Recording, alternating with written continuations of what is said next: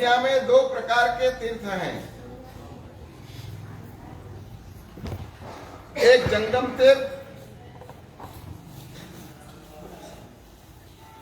और एक स्थावर तीर्थ। जंगम तीर्थ में साधु साध्वी श्रावक और श्राविकाएं आती है।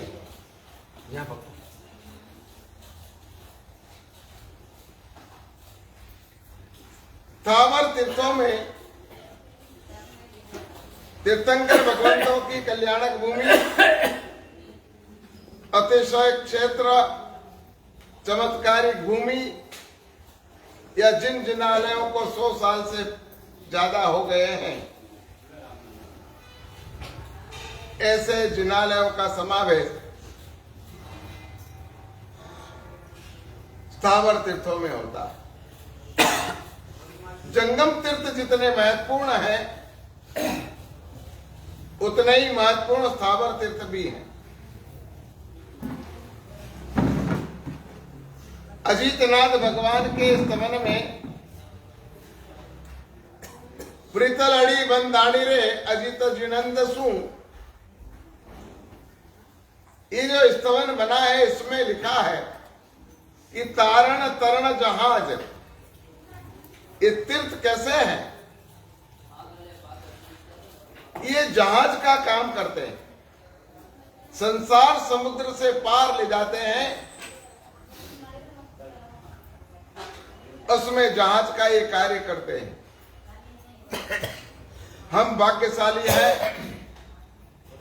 कि हमें सैकड़ों नहीं हजारों की तादाद में तीर्थ प्राप्त हुए। जिन सभी तीर्थों की यात्रा करना हमारे लिए संभव नहीं है, मगर जहां भी नौकार मंत्र के अक्षर से बनने वाले जो तीर्थ हैं, उन तीर्थों की यात्रा हम यहां पर भाव यात्रा के रूप में आपको करवाएंगे। आज नौकार मंत्र का पहला पद है न मो अ री हं ता णम, ये 7 अक्षर, इन 7 अक्षर पर 7 तीर्थ बनेंगे और वो 7 तीर्थों की यात्रा करेंगे। उसके साथ साथ जो हमारी ब्राह्मी लिपि है, ब्रह्म यानी भगवान के मुख से जो प्रकट हुई है, उस ब्राह्मी लिपि स्वरूप 7 अक्षरों का अष्टप्रकारी पूजन भी आज यहां पर किया जाएगा।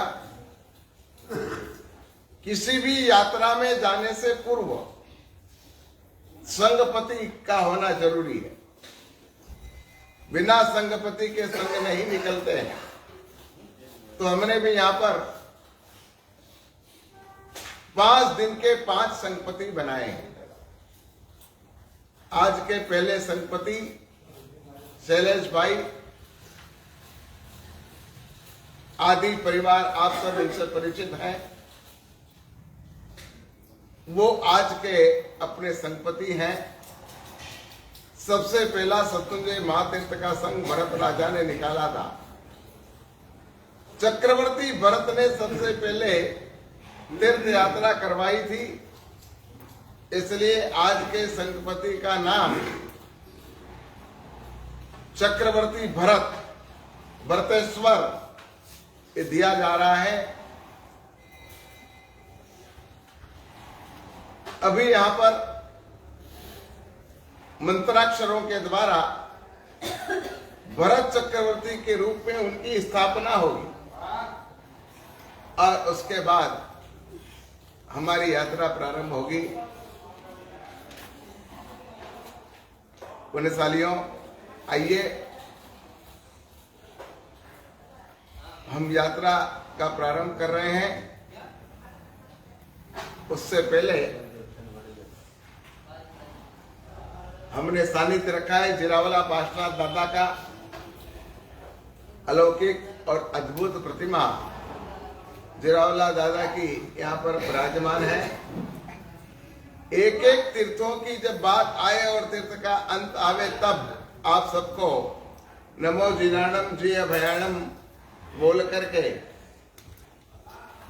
और उन तीर्थंकर परमात्माओं को नमस्कार करना है। इसके अलावा अष्टप्रकारी पूजन यहाँ पर गुरु जी करवाएंगे।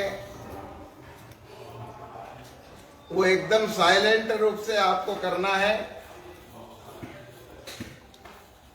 क्योंकि आज अपने पास समय जरा ज्यादा निकल गया है।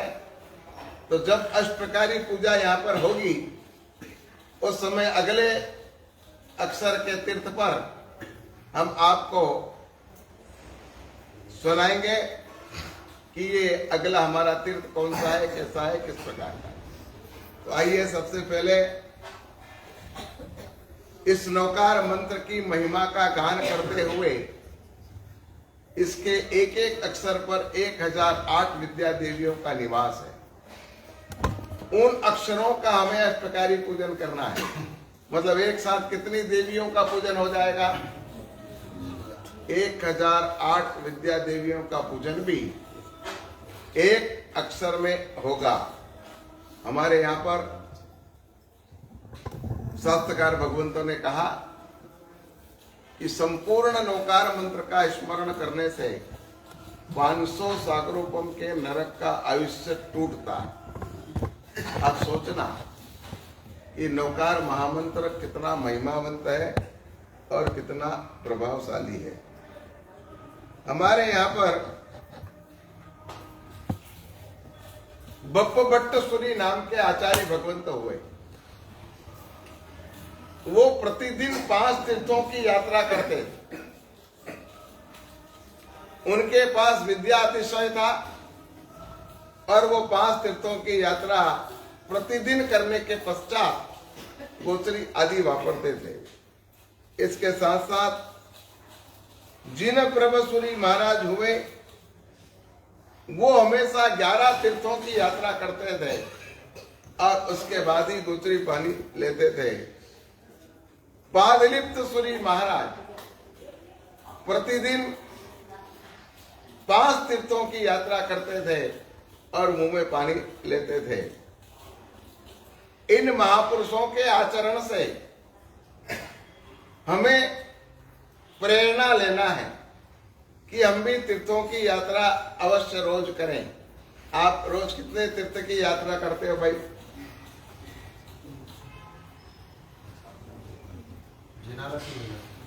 कितने जिनालय? 3 से 4। हमारी स्थिति तो अभी यह है कि हम जिनालय के आगे से निकल रहे हैं, मगर अंदर जाने की हमारे पास फुर्सत नहीं है। हम जिनालय में अंदर भी नहीं जाते हैं और न बाहर से दर्शन करते हैं। हम तो रोड के दर्शन करते हुए निकल जाते हैं। रोड पर हमारी दृष्टि होती है और हम सरसराट बाहर निकल जाते हैं। पुण्यवंतों, एक अद्भुत अनुपम अवसर अपने आंगन में आया है, इसको अपने को बधाना चाहिए, इसका आनंद लेना चाहिए। तो हम आगे बढ़ते हैं अपने इस कार्यक्रम में। अब हमारे पहले जो संघपति हैं उनका नाम हमने भरतेश्वर दिया है। हमारे दूसरे जो संघपति होंगे उनका नाम विक्रमादित्य होगा। तीसरे संघपति का नाम परमारथ महाराजा कुमारपाल होगा। चौथे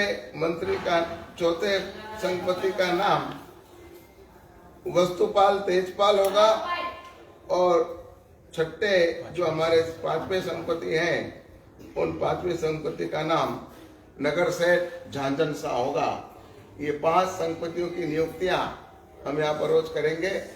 पुण्यवंतों, आइए हम यहाँ पर अब आपके सामने पहले संघपति का स्थापन करने जा रहे हैं। संघपति परिवार आए, गुरु भगवान से वासक्षेप ले, हम मंत्राक्षर बोलेंगे और आपकी उस पद पर स्थापना होगी।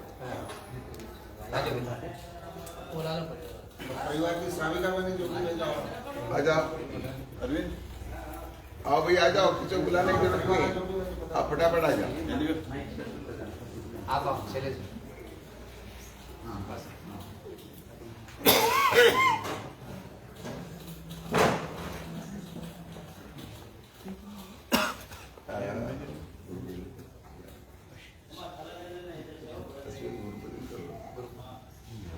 संघपति जो भी आवे वो गुरु पूजन जरूर से करें। आज शायद बता नहीं था अपन है और पूजा के कपड़े में आए।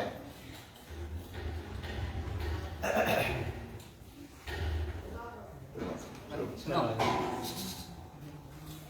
शैलेश भाई,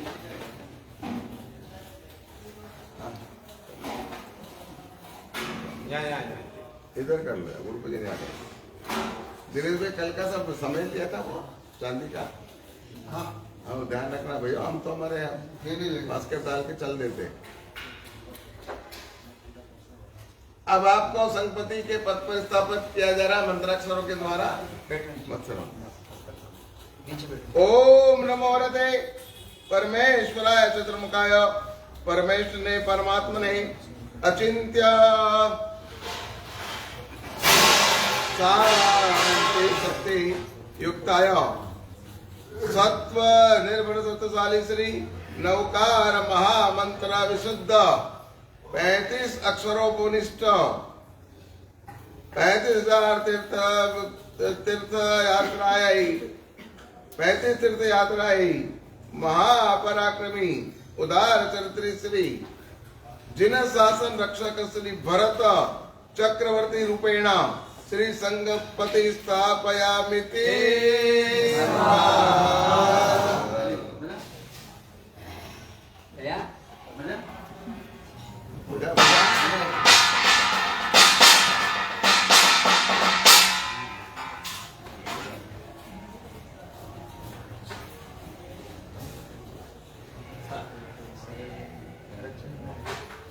अभी अब आप लोग वहाँ सामने पीठिका पे बैठ जाओ, जिनको बैठना है।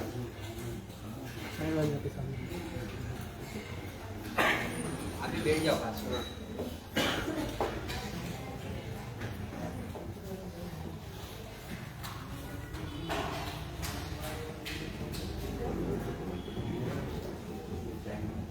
अब हमारे यात्रा का प्रारंभ हम करने जा रहे हैं। पहले पद के 7 अक्षर हैं। उन 7 अक्षरों पर हम आज 7 तीर्थों की यात्रा करेंगे। उसमें पहला हमारा तीर्थ होगा नवखंडा पार्श्वनाथ। न से नवखंडा पार्श्वनाथ। दूसरा मो शब्द है, उससे हम यात्रा करेंगे मोहन खेड़ा। तीसरा हमारा तीर्थ है अ से करेंगे इलाहाबाद। फिर उसके बाद आएगा री से करेंगे रिंगणो तीर्थ। उसके बाद ह से हम करेंगे हतुंडी तीर्थ। और ता से तारंगा तीर्थ और न से नांदिया तीर्थ। ये 7 तीर्थों की यात्रा हम कर रहे हैं। सबसे पहले नवखंडा पार्श्वनाथ प्रभु का आह्वान करते हैं, उनको बुलाते हैं और उसके बाद हम हमारी यात्रा का प्रारंभ करेंगे।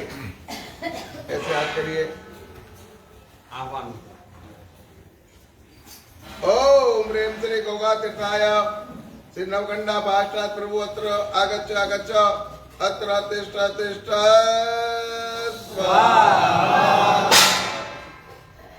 हमने नवखंडा पार्श्वनाथ दादा से प्रार्थना की कि हमारे द्वारा जो तीर्थ यात्रा की जा रही है उसके लिए आप यहाँ पर हमारे मंडप में पधारिए और पधार कर यहाँ पर जब तक हमारी पूजा पूर्ण न हो, यात्रा पूर्ण न हो, तब तक आप यहाँ पर विराजमान होइए।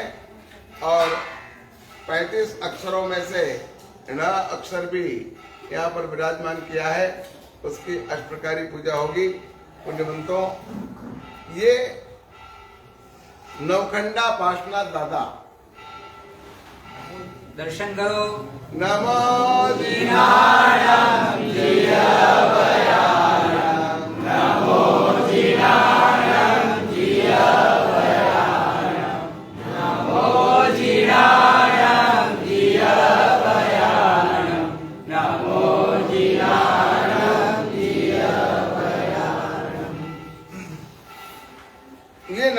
पार्श्वनाथ प्रभु सौराष्ट्र देश में विराजमान है। एक जमाने का घोगा बंदर शत्रुंजय महातीर्थ से निकट में स्थित है। एक जमाने में इस बंदरगाह पर बहुत बड़ा व्यापार होता था और बहुत सारे जहाज यहाँ पर मालवाहक भर भर के आते थे और यहाँ पर बड़े बड़े सेठ श्रीमंत सौदागर बाहर से विदेशों से माल लाकर हमारे देश में उनका क्रय विक्रय आदि करते थे। यहाँ से माल भी जाता था। उस बंदरगाह का नाम है घोगा। ये घोगा महुआ के पास में।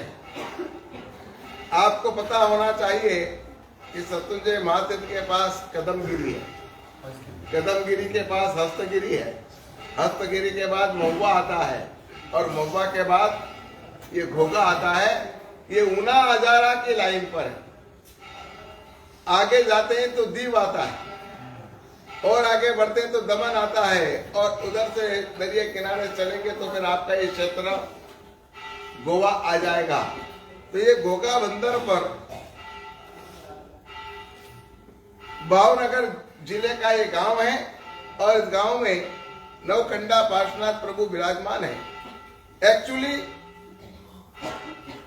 800 साल पहले इस तीर्थ की स्थापना हुई है, ऐसा उल्लेख शिलालेखीय प्रमाणों से हमें प्राप्त होता है। इस तीर्थ की प्रतिमा की अंजनशला का प्रतिष्ठा महेंद्र सुरस्वर जी महाराजा द्वारा की गई है, जो उस समय पृथ्वी तल पर विचरण करते थे। एक समय सौराष्ट्र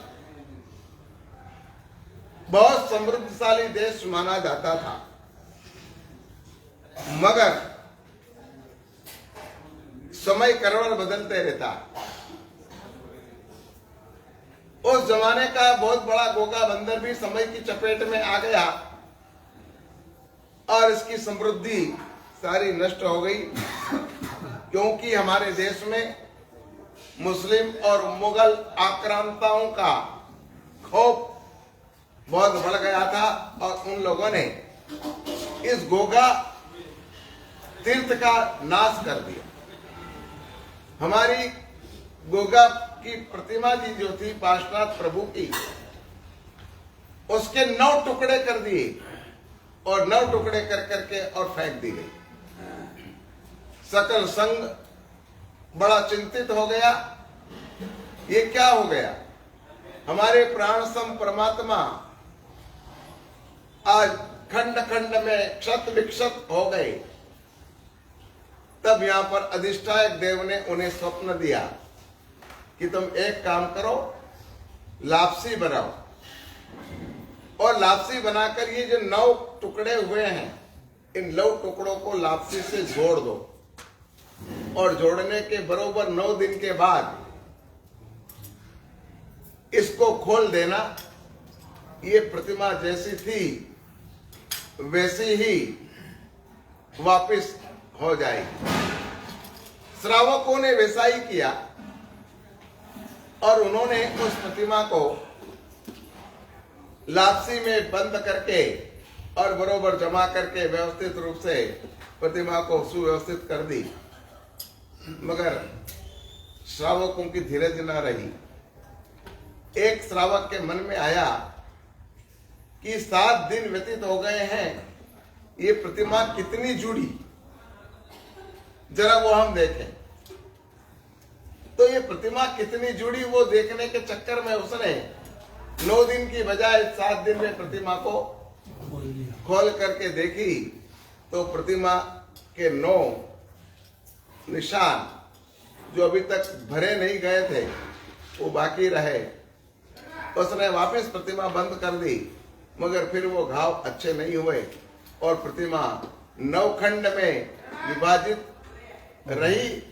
उस प्रतिमा का नाम वहां पर नवखंडा पार्श्वनाथ रखा गया। गोगा बंदर में आज भी ये नवखंडा पार्श्वनाथ प्रभु की प्रतिमा विराजमान है और इस नवखंडा दादा को आज भी हम नवखंड में विभाजित देख सकते हैं। अभी वर्तमान काल में गोगा बंदर जो है एक छोटा सा गांव के रूप में है। वहां पर एक जिनालय है और दर्शन पूजन और वंदन की व्यवस्थित व्यवस्था है। स्थानिक संघ बड़े अच्छे रूप से वहां पर आने वाले यात्री भाइयों की व्यवस्था अच्छी तरह से करता है। अब यहाँ पर नवखंडा पार्श्वनाथ भगवान का आपको हमने चित्र बताया था। ये नवखंडा पार्श्वनाथ प्रभु का चित्र है। हम इनकी स्तुति करते हैं और भाव यात्रा में आगे बढ़ते हैं। नवखंडा पार्श्वनाथ दादा की स्तुति गुरु जी।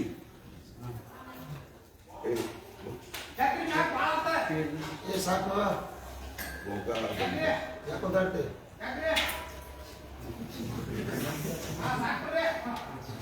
गोगा बंदर गुण मणि मंदर श्री नवखंडा पास जे जिरावला चंद्र प्रभ सुविधि शांति सदा रहे सुखवास जी।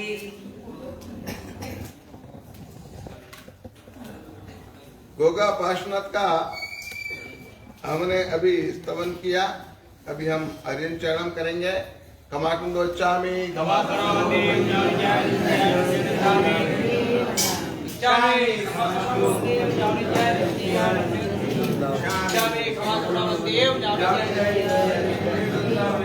अरिहंत जयं कहीं को सलो वंदन होते हैं पूर्ण सकल दर्शन होते बोइला होते हैं निर्वसक होते हैं सदा में दिदानार पिंड को सलो उड्डयन मान के मन के एव महिमा मांगे विभु को विराजन का सको जावरिन दान भगवान तान नो करना परिमित आओ के ठाणे ना मोने नम जाने रा एक लोका का पार्श्वनाथ सुन से पढ़ना।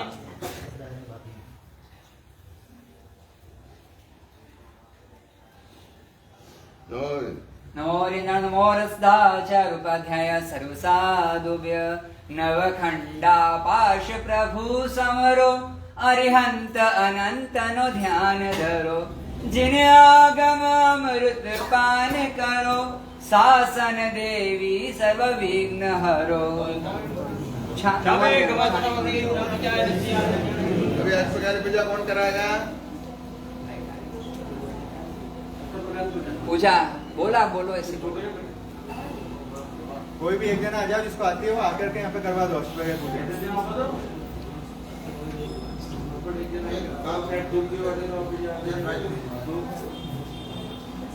वामा देवी के प्यारे पिताश्वसेन के दुलारे वामा देवी के प्यारे पिताश्वसेन के दुलारे पारसनाथ तुम्हारे चरणों में हम सबका वंदन है ओ पारसनाथ तुम्हारे चरणों में हम सबका वंदन है। तुम ठाकुर बन जाओ मेरे में सेवक बन जाओ तुम ठाकुर बन जाओ मेरे में सेवक बन जाओ। सेवक बन कर इन चरणों में निश दिन शीश झुकाऊं सेवक बन कर इन चरणों में निस दिन शीश झुकाओ। जब जब धरती पर आऊं तेरा ही शरणा पाऊं जब जब धरती पर आऊं तेरा ही शरणा पाऊं पारसनाथ तुम्हारे चरणों में हम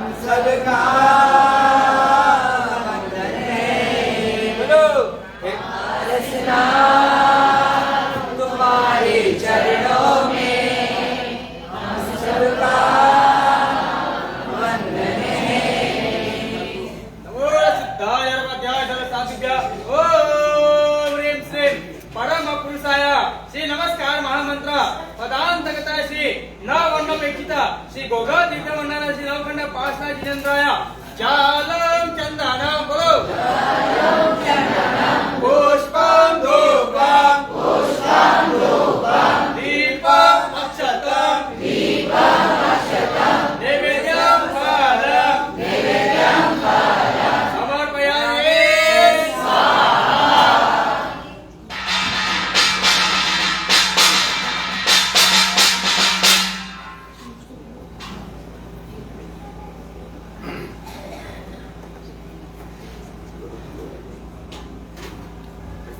वंदना वंदना वे करो वंदना वंदना वंदना वे करो वंदना वंदना वंदना वे करो वंदना वंदना वंदना वे करो वंदना नवखंडा प्रभु पास्वने भावे करो वंदना नवखंडा प्रभु पास्वने भावे करो वंदना नवखंडा प्रभु पास्वने भावे करो वंदना नवखंडा प्रभु पास्वने भावे करो वंदना। इतने सारे पुण्यशाली बैठे हैं, हम भाव यात्रा में आगे बढ़ रहे हैं।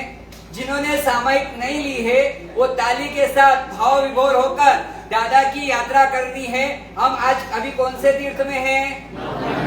सबको मालूम है नवखंडा पार्श्वनाथ दादा की महिमा गुरुदेव ने अभी यहाँ हमको बताई है, तो हमको भाव में जुड़ते अरे वंदना वंदना भावे करो वंदना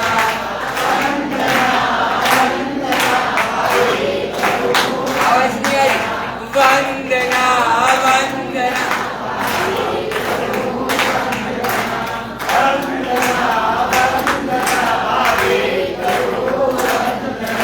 नवखंडा प्रभु पास्वने भावे करो वंदना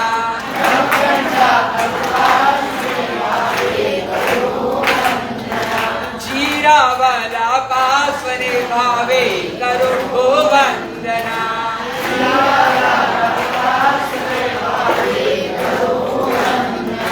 जीरा वाला पास्वने भावे करो वंदना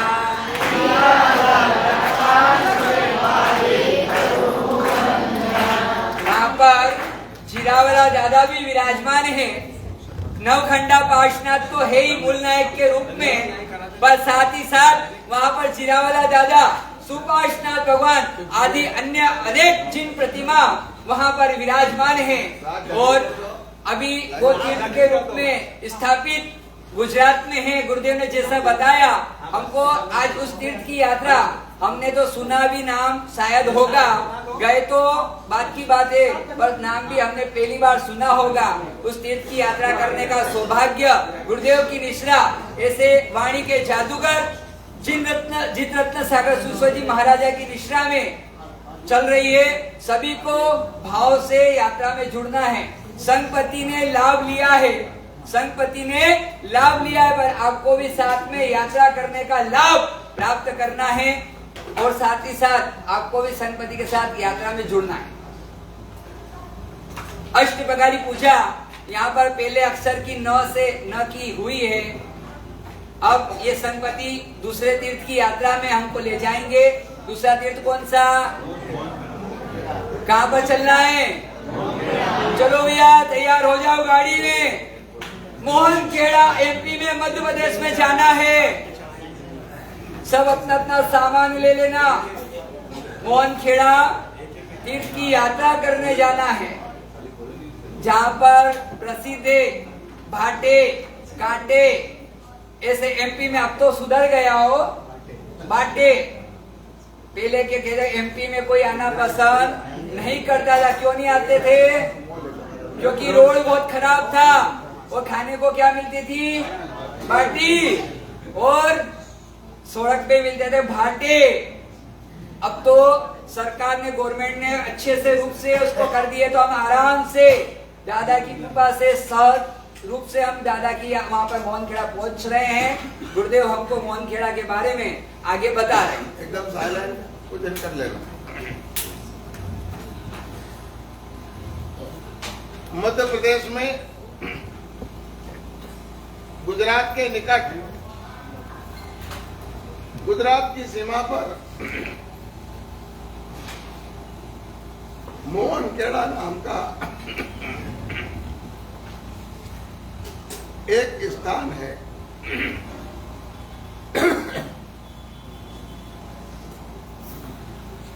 राजगढ़ के पास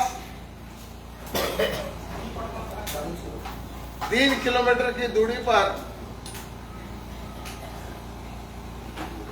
एक छोटा सा मंदिर इस गांव में था। आज यहां पर जंगल में मंगल के समान बहुत बड़ा तीर्थ विकसित हुआ है। उस तीर्थ का नाम मोहनखेड़ा रखा गया है। तीर्थ का नाम मोहनखेड़ा रखने के पीछे भी एक घटना है।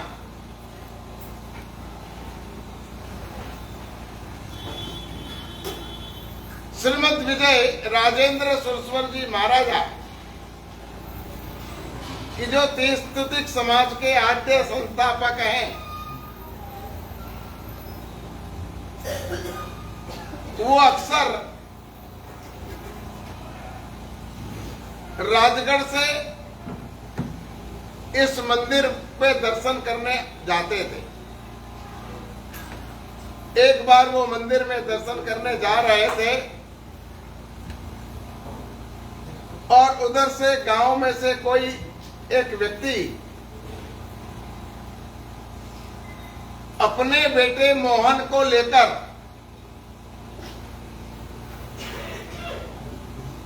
बाजू में स्थित तहसील सरदारपुर कि जहां पर गवर्नमेंट का सरकारी बड़ा अस्पताल है,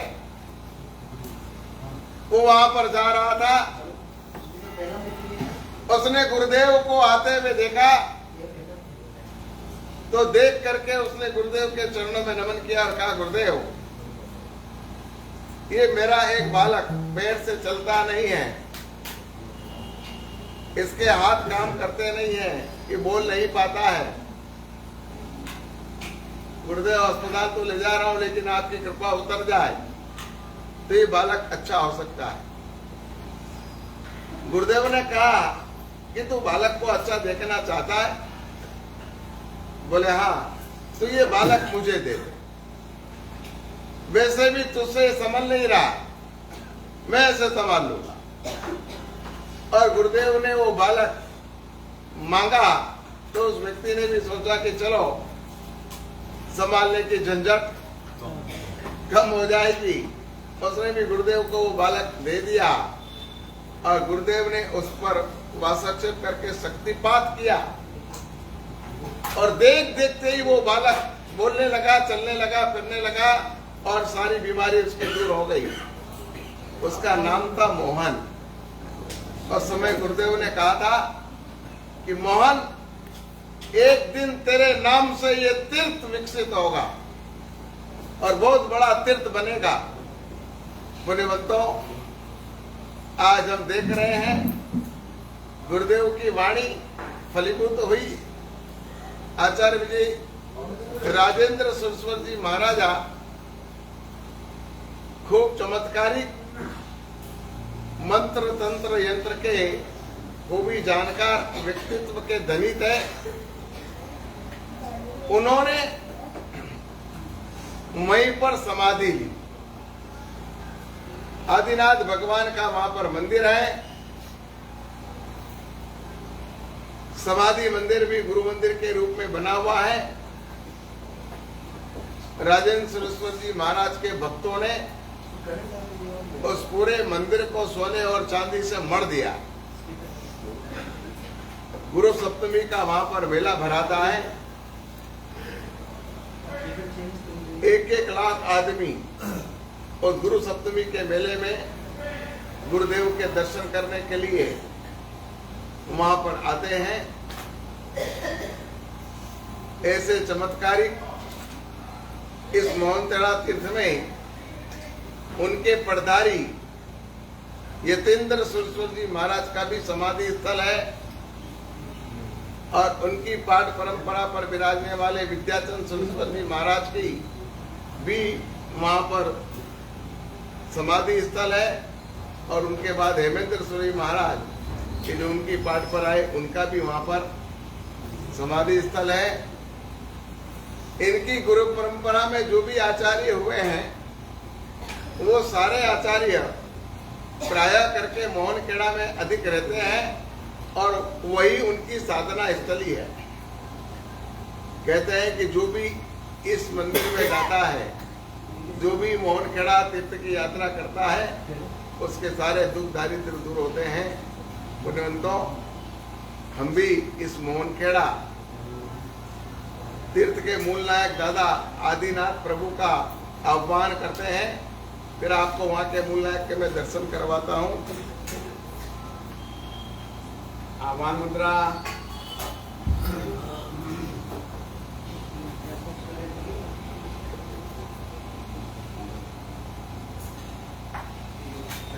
ओम ह्रीं श्री गोगा श्री मोहनखेड़ा तीर्थाय श्री मोहनखेड़ा तीर्थाय श्री आदिनाथ प्रभु श्री आदिनाथ प्रभु अत्र आगच्छ आगच्छ अत्र आगच्छ आगच्छ तिष्ठ तिष्ठ।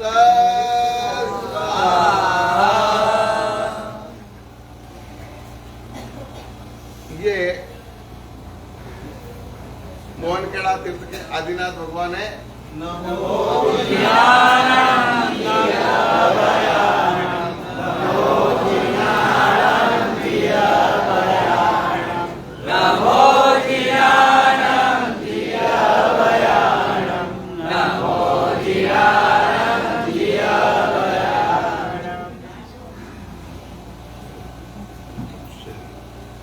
आदिमं पृथ्वीनाथम् आदिमं स्मरेणाम् आदिमं तीर्थनाथं च ऋषभस्वामिनं इच्छामि गवास्मनो मन्दिरं जानिजय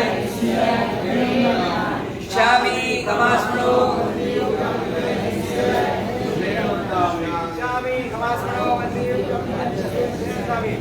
आइए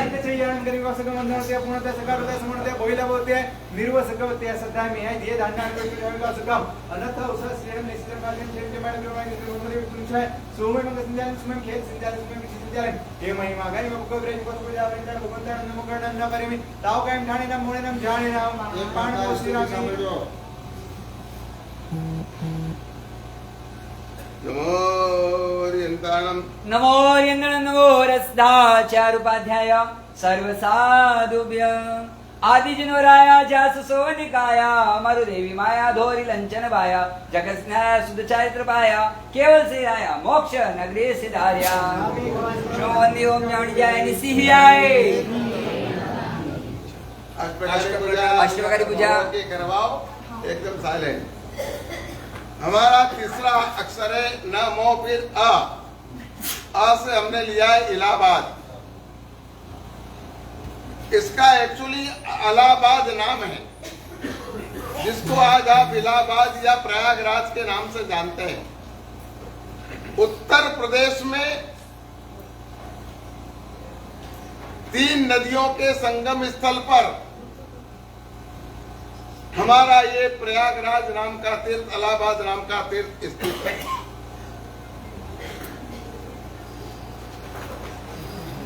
प्राचीन काल में इस शहर का नाम पुरीमताल नगर था। पुरीमताल नगर में भगवान ऋषभदेव को केवल ज्ञान उत्पन्न हुआ था। उनके केवल ज्ञान की कल्याणक भूमि ये इलाहाबाद नाम का तीर्थ है।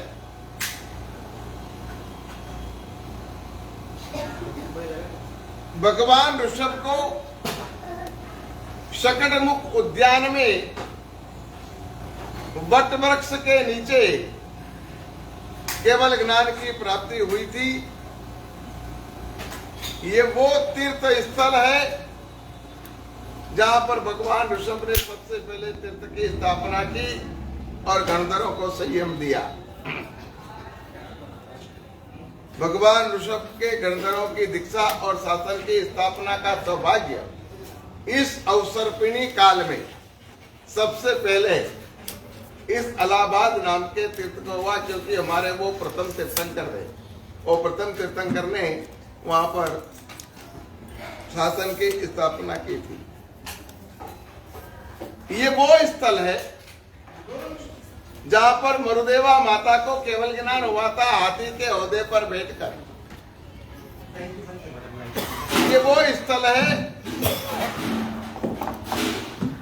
जहां पर मरुदेवा माता का निर्वाण हुआ था। ये प्रयागराज मोक्ष मार्ग को प्रारंभ करने वाला तीर्थ भी है। सबसे पहले मरुदेवा माता इसी इलाहाबाद तीर्थ से मोक्ष में गई थी और इस अवसर्पिणी काल में मोक्ष का मार्ग अगर कहीं से प्रारंभ हुआ हो तो वो यहां से हुआ था। इस नगर में चतुर्विध संघ की स्थापना सबसे पहले हुई थी। साधु साध्वी सावक और साविकाओं की स्थापना यानी कि शासन की स्थापना सबसे पहले ऋषभ प्रभु ने इसी नगर में यहाँ पर की थी। जैन धर्म के सिद्धांत, नियम, संयम, व्रत, महाव्रत आदि का मंगलाचरण यानी कि प्रारंभ सबसे पहले इसी तीर्थ से हुआ। भारत की 3 बड़ी बड़ी नदियां गंगा, यमुना और सरस्वती, इन 3 नदियों का त्रिवेणी संगम इस इलाहाबाद तीर्थ में है। आज यहाँ पर हजारों की संख्या में अजैन यात्री इस त्रिवेणी संगम की यात्रा करने के लिए वहां पर पहुंचते हैं और यात्रा करते हैं। ये अति पवित्र स्थल है जहां इस तीर्थ को प्रयागराज के नाम से भी पुकारा जाता है।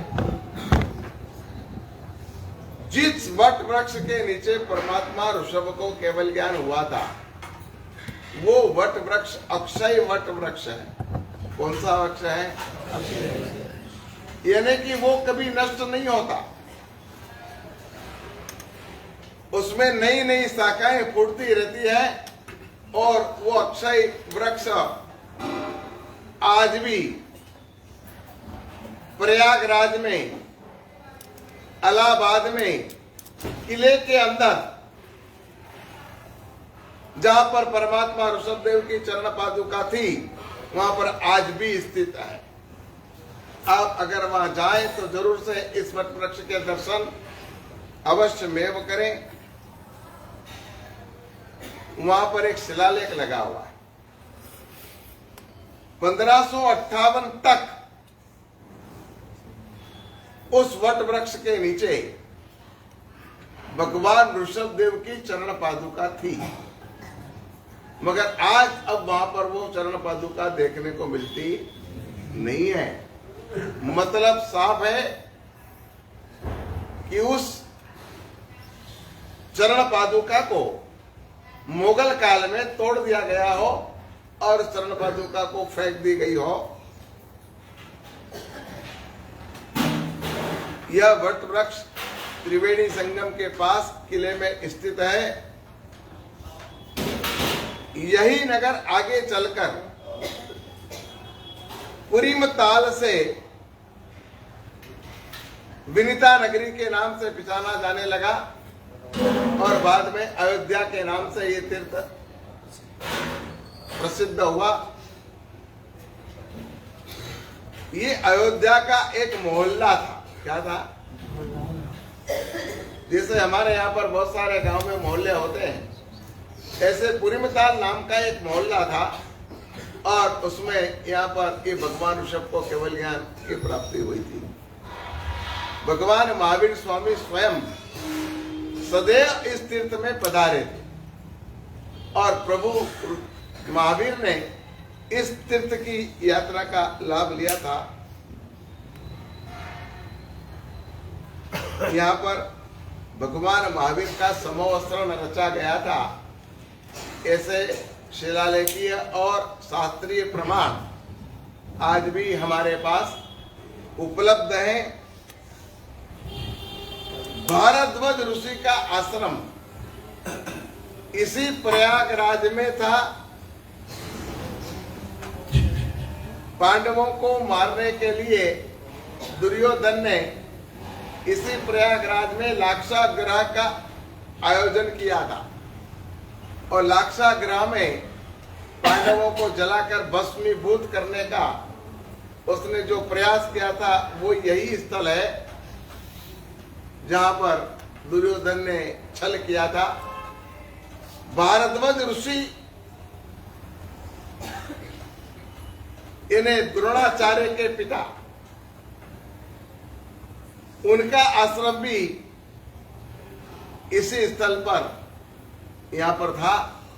इन्हें सारांश में कहे तो यूं कह सकते हैं कि सारी दुनिया की सबसे पहली नगरी अगर कहीं बनी हो तो यहाँ पर बनी थी, कि जिसका नाम विनीता रखा था और देवताओं के द्वारा, कुबेर के द्वारा इस नगरी की रचना और स्थापना हुई थी, जो धीरे धीरे समय के बदलते नाम भी बदलते रहे और आज यहाँ पर इसका नाम प्रयागराज रहा है। इसी प्रयागराज में अपने अंतिम दिन सुभाष चंद्र बोस ने व्यतीत किए थे, जो स्वतंत्रता संग्राम सेनानी थे और जिन्होंने आजाद हिंद फौज की रचना की थी और देश को आजाद कराने का प्रयास भी उन्होंने किया था। मगर देश आजाद हुआ। आजाद होने के बाद ये तय हुआ था कि जितने भी क्रांतिकारियों ने हमारे अंग्रेजों को जिन जिन को मारे हैं उन सबको हमारे सुपुर्द करना होगा। तो इसलिए सुभाष चंद्र बोस भूमिगत हो गए थे और इसी प्रयागराज में रहकर के उन्होंने अपना अंतिम समय व्यतीत किया था। मेरे पास इसके इतिहास के प्रमाण के साथ कुछ पेपर पढ़े हुए हैं। इतिहास में मेरी रुचि है और मैं बहुत पढ़ते रहता हूँ इतिहास। उससे ऐसा पता चलता है कि सुभाष बाबू अब इस दुनिया में नहीं रहे। हमारी गवर्नमेंट और हमारे राजनेता इतने नपुंसक, डरपोक और पुस्तल थे कि वो अंग्रेजों को मुंह तोड़ जवाब नहीं दे सके कि स्वतंत्रता संग्राम सेनानी है और ये क्रांति वीर हैं। इनको गद्दार का कभी भी विरोध नहीं दिया जा सकता। मगर पहले प्रधानमंत्री के रूप में नेहरू मिले और वो नहीं चाहते थे कि सुभाष चंद्र बोस लाइट में आए। अगर सुभाष चंद्र बोस होते तो वो पहले प्रधानमंत्री बनने के दावेदार थे। सरदार वल्लभ भाई पटेल भी उनके बाद में थे। चलिए, ये तो राजनीतिक बातें थोड़ी इतिहास की हमने कर ली। बाकी ये हमारा जो तीर्थ है, यहाँ पर आदिनाथ भगवान विराजमान है और हम आदिनाथ भगवान का आह्वान करें। ओम ह्रीं श्री अलाहाबाद तीर्थस्य श्री आदिनाथ प्रभु आगच्छ अत्र इष्ट स्वाहा। चलिए एस्ट्रोग्राफी चालू करिए। ओम ह्रीं त्रिपुराय परमेश्वराय श्री नमस्कार महामंत्र पदांतर्गताय श्री अवर्णपेक्षित श्री अलाहाबाद तीर्थ मंडल श्री आदिनाथ प्रभु दिनेन्द्राय जलम चंदनम बोलो।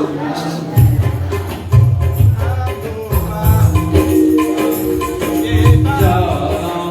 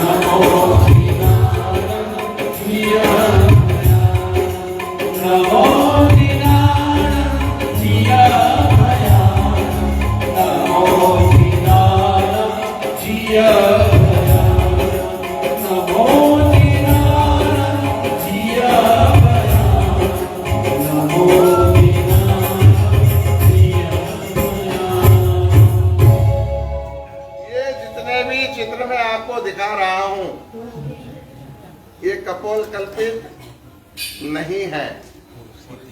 ये ओरिजिनल उन तीर्थों में विराजमान मूल नायक दादा के चित्र हैं। स्पेशली आदमी भेज करके ये सारे फोटो उन तीर्थों में से अपने खिंचवाए हैं और ये पुस्तक आप सबकी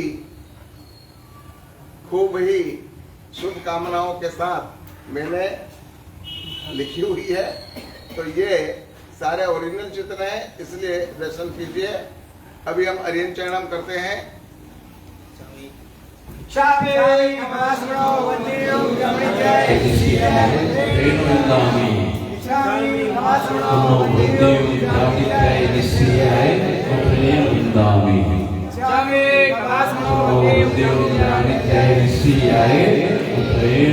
आर्यन चरण कलिविका सकमनवते पूर्णते सकावते समते बोहिलावते निवसकसदाय में हाय दिए दानानुपहाय वर्णन में कसकम अनथौ ससिरम निससिरम खासिरम क्षीरम जमायन मुढोने मानिस बंगले जाय सो में निसन 40 में खेसन जाय सुडिटे संचल यो मय हेम आगु आगु को आवरिंदरम भगवंत नमोरि दाव कान ठाणेनम मोनेनम छाणेनम एक प्रकार तुमके पाण मुसिराम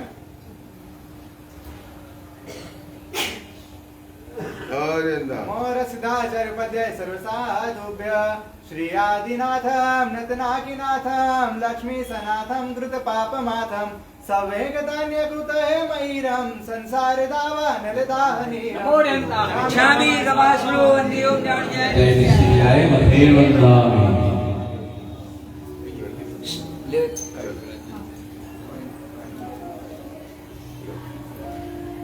बोलो बोलो। आदिनाथ भगवान हमको प्राणों से भी प्यारे हैं। आदिनाथ भगवान हमको प्राणों से भी प्यारे हैं। आदिनाथ भगवान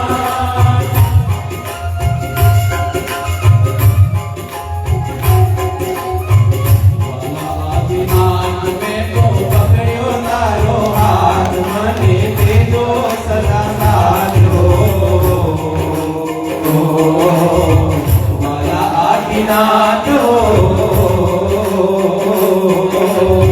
आज तुम पास रही मुक्ति ज्ञान जाने करो ना निराश माला आदिनाथ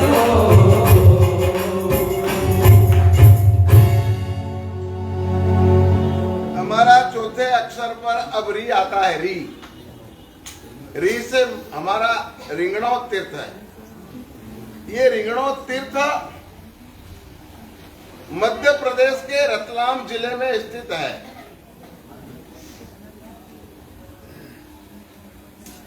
कोल्हापुर दरबार कोल्हापुर नरेश के पुत्र देवास में राज्य करते हैं। उनका ये एक गांव है। कोल्हापुर की गादी पर देवास से वहां के राजा यहां पर गोद आए हुए हैं। मुझे ये बात इसलिए मालूम है कि मेरे पिताजी के जो मामा थे वो देवास सरकार के खास मित्र थे। और जब भी इनका मिलने का अवसर आता तो बग्गी भेजते थे और बग्गी में बैठकर वो आते थे। इसलिए कोल्हापुर के जो राजा हैं अभी उनका जो लड़का तुकोजीराव पोम्मा वो वहां पर देवास में है और ये जो रिंगणोद गांव है ये उनके हस्तक का एक परगना है, उनके हस्तक का एक गांव है। विक्रम की 12वीं सदी में इस तीर्थ का नाम इंगलपत था। क्या था? इंगलपत के नाम से ये शहर था और इस शहर की बहुत बड़ी जाहो जलाली थी। यहाँ पर बड़े बड़े नगर सेठ, श्रीमंत, सौदागर और व्यापारी यहाँ पर निवास करते थे।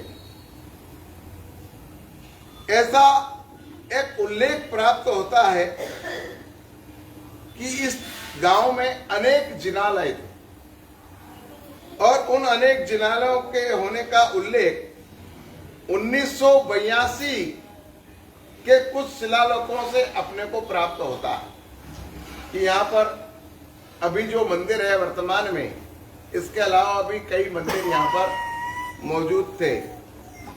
यहाँ पर खुदाई करने पर अलौकिक महाचमत्कारी अमीरस झरने वाली बाल ब्रह्मचारी गिरनारी प्रभु नेमिनाथ की प्रतिमा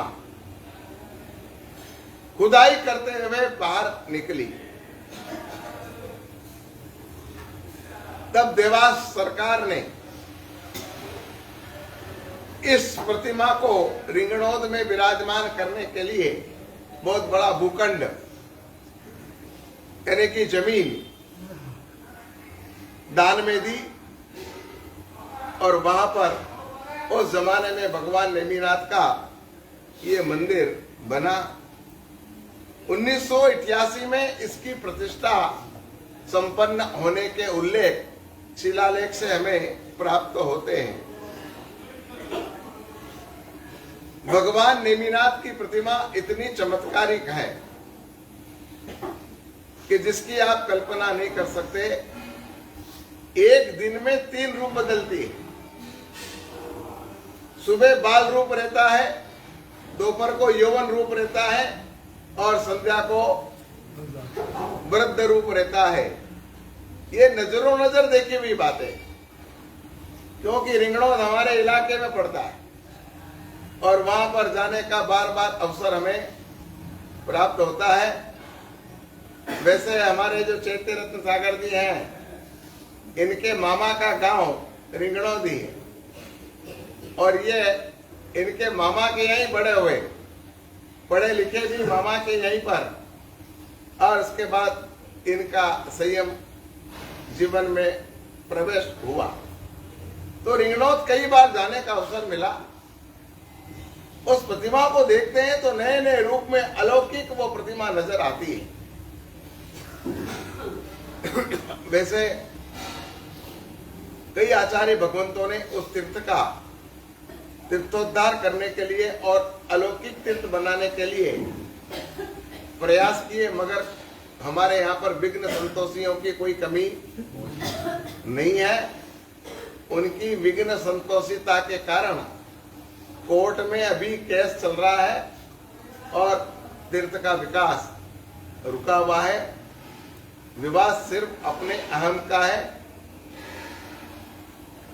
आपस में लोगों के अहम टकरा रहे हैं और तीर्थ को उन्होंने ऐसे ही छोड़ दिया है। बड़े दुख की बात है, मगर अब हमारे पास इसका कोई रास्ता नहीं। हम लोग भी गए थे, समाधान के कई मार्ग खोजने की कोशिश की, मगर एक पक्ष ऐसा है कि वो अपनी बात किसी स्थिति में छोड़ने को तैयार नहीं है और मामला सारा खटाई में पड़ा हुआ है। इस जिनालय के बिल्कुल सामने के भाग में हमारे पिताजी की बुआ महाराज इंदु श्री जी महाराज की शिष्या सौम्य वदना श्री जी महाराज की जो हमारी बुआ होती है।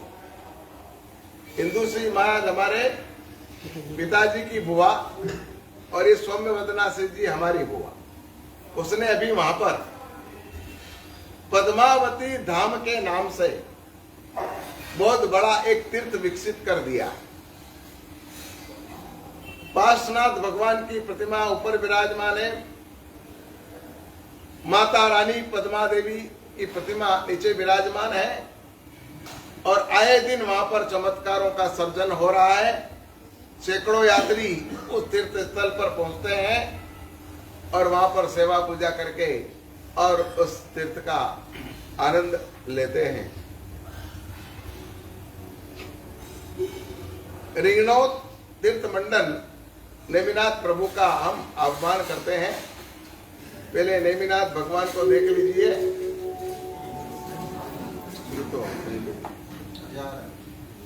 इस प्रकार मुद्रा करना है आह्वान के लिए। आह्वान कीजिए। ओम ह्रीं श्री रिंगणोद तीर्थस्य नेमिनाथ प्रभु गच्छ गच्छ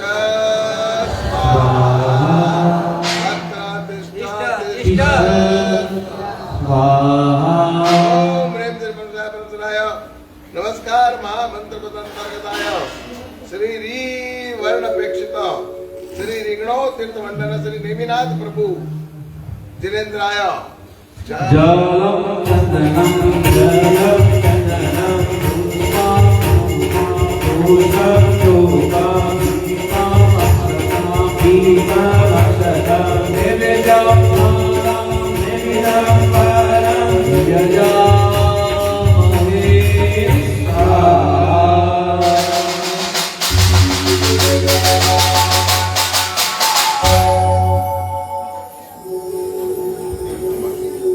आर्यन चरण करना है। खमाशना नमो नमो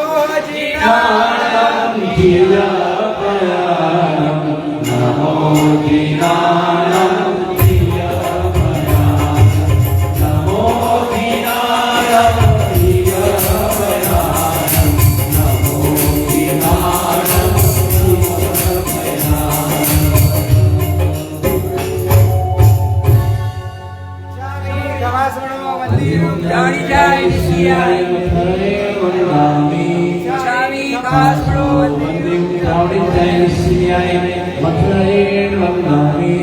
स्वामी बासुरो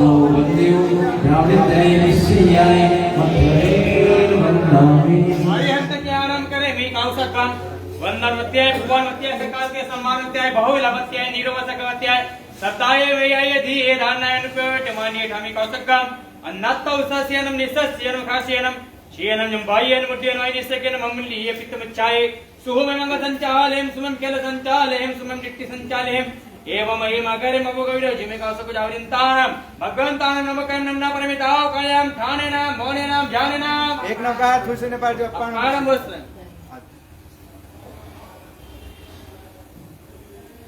नमो रिंदान नमो रसदाचार्य पदे सर्वसाधुभ्य गिरनार विभूषण गत दूषण जिनराय राजीमति केरे कंतन म्या सुखथाय नण संयम शिवपद पाम्याए गिरिशृंगे ते बाल ब्रह्मचारी नेम नमो मनरंग नवरत्नानां विचारे कमासनो वंदेव हमारा पांचवा तीर्थ है हा से हतुंडी। ये हतुंडी तीर्थ हमारे राजस्थान का तीर्थ है।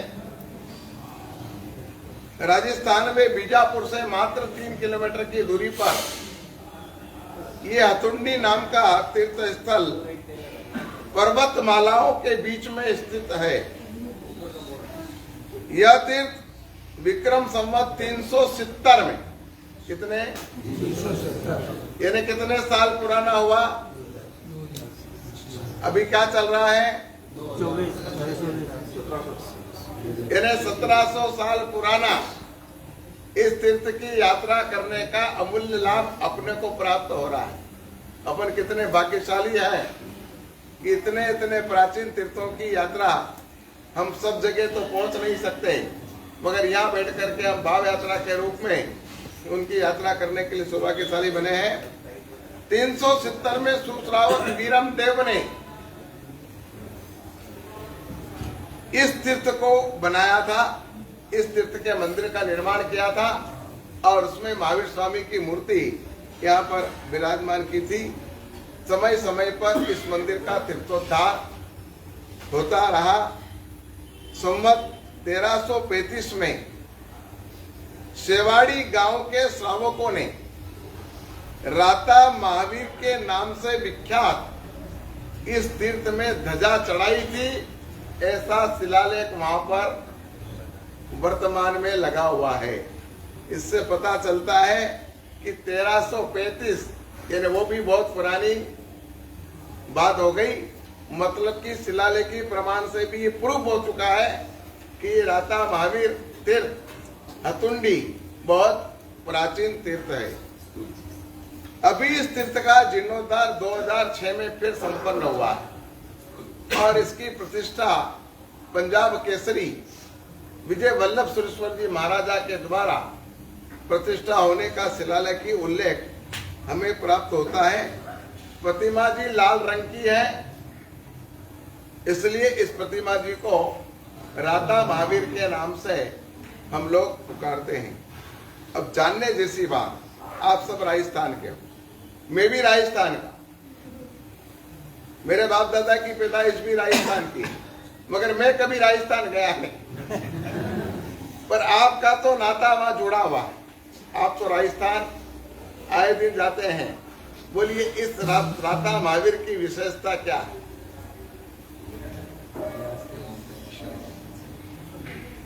इसकी विशेषता बताइए।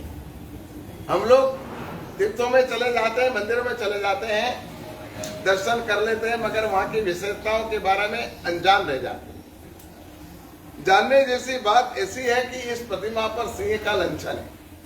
किसका लंचन है? चूंकि महावीर स्वामी भगवान है, इसलिए इस प्रतिमा पे सिंह का लंचन है, मगर उस सिंह का मुंह हाथी का है। क्या है? उसके लंचन को देखना, पूरा सिंह बना हुआ है पीछे, बाकी मुखोटा उसका जो है वो हाथी का है। इस कारण से मुझे ऐसा लगता है कि हस्ती कुंडी यानी ये हतुंडी, हस्ती हुंडी यानी हतुंडी नाम इस गांव का इसी कारण से पड़ा होगा। ये मेरा अनुमान, मैं दावा नहीं कर रहा हूं, चैलेंज नहीं कर रहा हूं, मगर इस विशेषता के कारण हम ये कह सकते हैं कि इस गांव का नाम ऐसा पड़ा होगा। ये तीर्थ अपनी ऐतिहासिकता के लिए बहुत प्रसिद्ध है। यहाँ पर जैनाचार्य वासुदेवाचार्य जी महाराज ने हस्तीय कुंडीय गच्छ की स्थापना की है। हमारे यहाँ पर पहले 84 गच्छ थे और 84 गच्छ में प्राय करके ज्यादातर गच्छ राजस्थान में ही उद्भवित हुए, क्योंकि ओसवाल और पोरवाल प्योरली जैन लोग हैं और वो जैन लोगों का निवास ज्यादातर राजस्थान में रहा है, तो उनके गुरु भगवंत भी उधर विचरण करते थे, इसलिए उनके गच्छ की उत्पत्ति भी उधर ही कहीं उन्होंने की होगी। तो ये वासुदेवाचार्य जी महाराजा ने हस्ती कुंडीय गच्छ की स्थापना इसी तीर्थ में की थी। यहाँ के आचार्य श्री ने आहड़ के राजा अल्लाहट, ये आहड़ कहाँ आया? आप राजस्थान के हैं, आपको थोड़ा भौगोलिक तो जानकारी होना ही चाहिए। उदयपुर के पास आयड़ गांव है, बताया आपको? वो तपागच का उद्भव स्थल है और वहां पर जगतचंद सूरी महाराजा ने तप करने के द्वारा तपा का विरुद्ध लेकर तपागच्छा वहां से प्रारंभ हुआ था।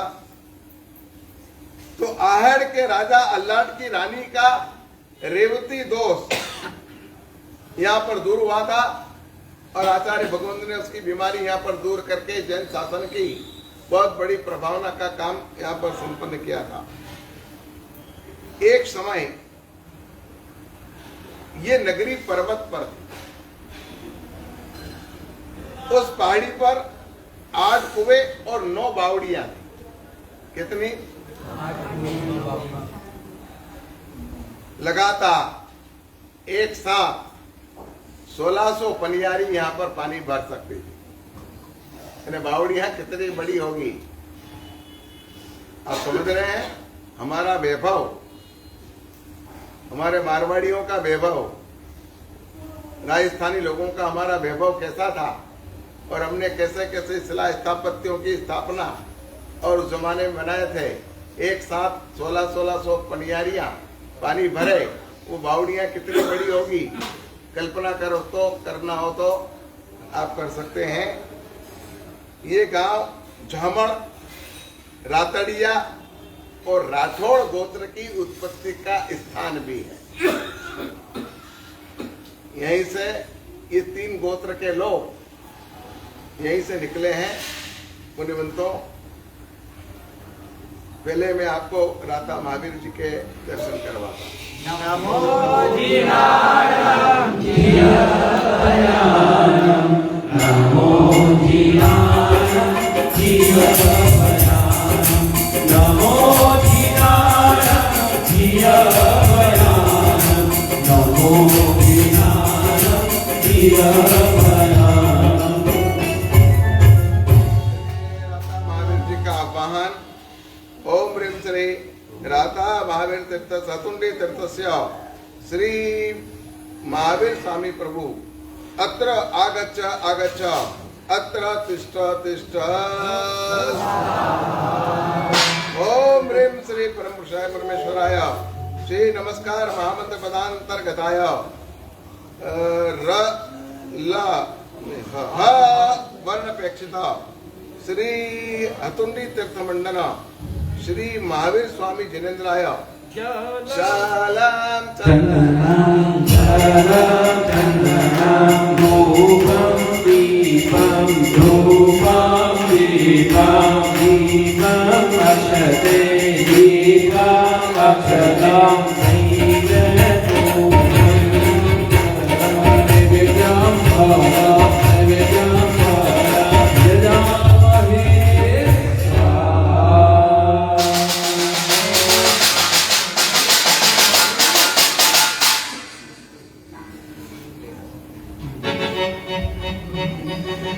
महावीर स्वामी अंतर्यामी कर दो बेड़ो पार आप रो आसरो है केंद्र विश्वास रो है। महावीर स्वामी अंतर्यामी कर दो बेड़ो पार आप रो आसरो है केंद्र विश्वास रो है। महावीर स्वामी अंतर्यामी कर दो बेड़ो पार आप आत हो है आत हो है।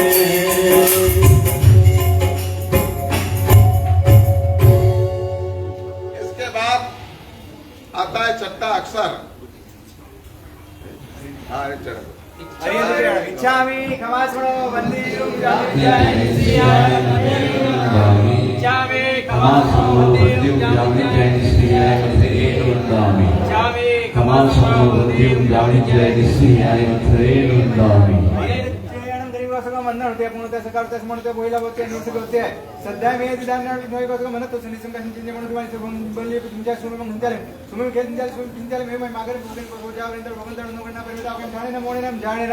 एक नवकार पण उसिरामी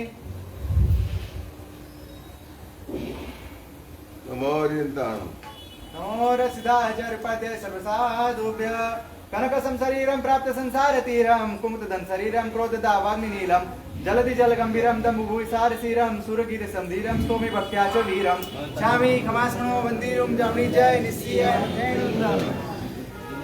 दिनेश भाई इधर आओ।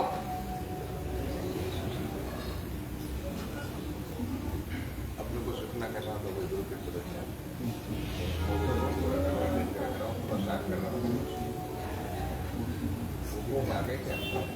मुमुक्षु आया क्या? मुमुक्षु वो आएंगे तो फिर बाद में ले लेंगे हम। चलो कोई बात नहीं, 15-20 मिनट